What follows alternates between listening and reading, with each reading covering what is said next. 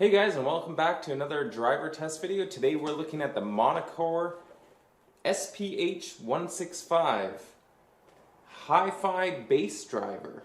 I actually don't know much about Monacor. I've seen their drivers online and stuff, but this is the first one I've actually had in my hands. And so I was kind of excited to use this thing.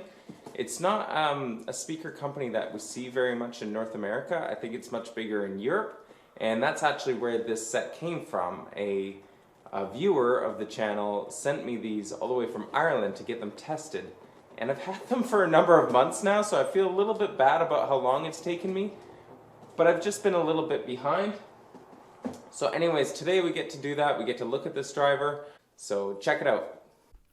Okay, here we are. We're just first going to look at the packaging of this thing. I gotta say, I wasn't too impressed with the packaging here. It was a simple cardboard box with a plastic cover on the woofer cone, and that was all that was protecting it. The box itself was glossy and, cute looking, but not much protection. Not that that's much different than other companies. Here's a look at the woofers pulled out of the packaging. Simple stamped frame. There's a hard rubber sort of gasket around the edge of the frame. The gasket is hard to describe. It's not like a paper gasket that I'm used to. It's really firm and it looks kind of ugly. The back of the woofer has a sticker on it and it was rubbed like it had been worn, maybe through shipping or something. Basic terminal cups, a pull vent on the rear. You can see it's got a little grill on it to keep crap out. That's nice. Overall, not a very good looking woofer, if I'm completely honest. Here's my test box. It's 6.4 liters. It's 350 millimeters tall and 200 millimeters wide. So when I talk about diffraction and stuff, you know where that's coming from. And I just loaded each woofer into the box. I used the same box for each woofer. Here I'm taking TS parameters so that we can work out box sizes and things like that. And first I take a free air sweep and then I put it into the box with a known volume, and the software can calculate the other parameters. Okay, so before we look at the TS parameters, here's just a look at the impedance of both drivers. Sample 1 and 2 match very well. I gotta say, it may look like a cheap driver, but so far we're off to a really good start here. We have very close matching, an impedance minimum of about 7.2, 7.3 ohms, and a relatively low FS of about 50, 52 hertz. The only discrepancies I see in this plot are about 4 ohms difference at the FS, and about maybe not even a quarter of an ohm once you get into the higher frequencies. Overall, a solid 8 ohm driver with nothing to complain about here. Okay, here's the TS parameters, sample 1 on the left, sample 2 on the right, and we can see that we have fairly good consistency again, which is indicative of high quality. Lots of good things happening here. When we take these parameters and import them into a box model, I came up with about 12 liters tuned to 45 hertz. Seemed like a pretty good compromise to me. Not the smoothest shape for a box roll-off, but pretty good. And if you use that same 12 liters for a sealed box, you get a roll-off that starts happening a little bit on the high side, just over 150 hertz or so. So I recommend the ported tune for this thing. I should have included the manufacturer's TS parameters for comparison, but if you go look at those are also quite close. So overall, pretty good results here. Good box outcome and good matching between the drivers. Here's a look at excursion in that ported box. So with that 45 hertz tuning, we can input about 32 watts at 65 hertz before we start going past the manufacturer's rated linear X max, which is 3.5 millimeters. Okay, the next thing I did was take the woofers outside and put them up on my ladder and get some anechoic measurements. That's my friend Jason Lehman who was helping me out with this. Once I had that done, I just pull it down, swap the woofers. I'm using the same box, so I had to change out the woofers in the box and then retake the measurement. So here we are. This is the outdoor result. We get really good consistency again, just like the impedance results. I think this is actually pretty good results for I'd call this a mid-range price woofer. It's not cheap, but it's not expensive, that's for sure. It's more budget orientated than anything, and so we're seeing really good consistency here. We're also seeing really good sensitivity. We're looking at, above 200 hertz, we're looking at about 87 dB. There's a little bit of roll off below 200 hertz or even 300 hertz, but this is pretty good output for a driver of this size and this price. There's a little bit of diffraction from the 200 millimeter wide baffle, right about 1,500 hertz, and then the cone starts to break up and go a little bit wild above 3,000 hertz. Honestly, things are getting a little bit weird above 2,500 hertz, and I think 2,500 hertz would be a good place to think about a crossover. That or lower if you can. Overall, an excellent result, I think. Okay, here I'm going to do some off-axis measurements. I went inside the shop to do this because I don't really need the anechoic feature of being outside. So I went from 0 to 60 degrees in 15 millimeter increments, and this is the result.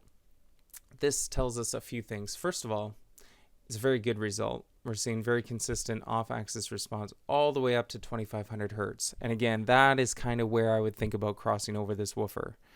Above 2,500 hertz, things get a little bit messy. The response goes a bit wild, and this is mostly because the woofer is breaking up. It's losing control, and the sound up above 2,500 hertz just isn't going to be all that good. Below 2,500 hertz, the off-axis response is very consistent. This is the typical off-axis response that you get out of a 6.5-inch woofer, but we're not seeing any anomalies. It's very clean and consistent, so I'm quite happy with this. If it wasn't so ugly, if this driver wasn't so ugly, I think I'd already be very excited about this thing. Okay, then I brought the microphone a little bit closer to get a more true sense of the distortion. And as you guys know, I don't really like talking about distortion, but I know a lot of you appreciate seeing it and getting a little bit of commentary on it, so I'll do my best here. Cumulative spectrum decay, not much to say here. Not bad, not great. It does have a lot of that tail-like feature in the breakup zone above 3,000 hertz. Otherwise, it's fairly consistent and nothing to fret here. Distortion is pretty good. We see that the second order distortion is about 40 dB down. If you look at the y-axis, it says minus 30, but if you look at the fundamental, it's over 10 degrees above zero. So ultimately, we're talking about 40 dB relative difference. Third order distortion is even lower, and fourth and fifth lower yet. The only thing we see is the third order distortion is kind of showing itself from the cone breakup at 4,000 hertz. What happens is at the third order, below the breakup, it shows itself. And then it shows itself again at about 600 to 1,000 hertz in the fourth order distortion. So you can see that breakup kind of filtering down, I guess, into the higher order distortions. But overall, this is a really good result. Distortion is nothing to worry about here, in my opinion. The last thing I do is I put the driver files into Xsim, and you can also download these files from the Dropbox account that I'll include in the description of the video. And I try to just get a quick sense of how it's going to cooperate for a crossover. And I actually struggled a little bit with this. I'm not totally sure if it's just the impedance wasn't really working with the parts values I was looking to use, or the shape of the response may look kind of flat, but really it's just not flat the way I need it, or what. That isn't to say it won't cooperate with a tweeter of your choice, but something to keep in mind is it didn't really respond as quickly as most drivers do. So for €50 or whatever this is, we can't really get this in North America. It seems to have really good performance, but it looks ugly, and crossover work might be a bit challenging. Or maybe I was just having an off day. So something to keep in mind. There it is, guys. That's the Monacor SPH 165. Not the prettiest thing in the stable, but an overall decent performer. If you live in North America, this probably isn't going to be on your list of drivers to look at, but if you're in Europe, I hope this data point helps you out, or wherever you can get this driver for that matter. possibly this is the thing you need. If you use grills or you really aren't concerned about looks, this may be a worthy candidate. If looks are important to you, this one really isn't going to make the cut. Unfortunately, it's just a little bit ugly.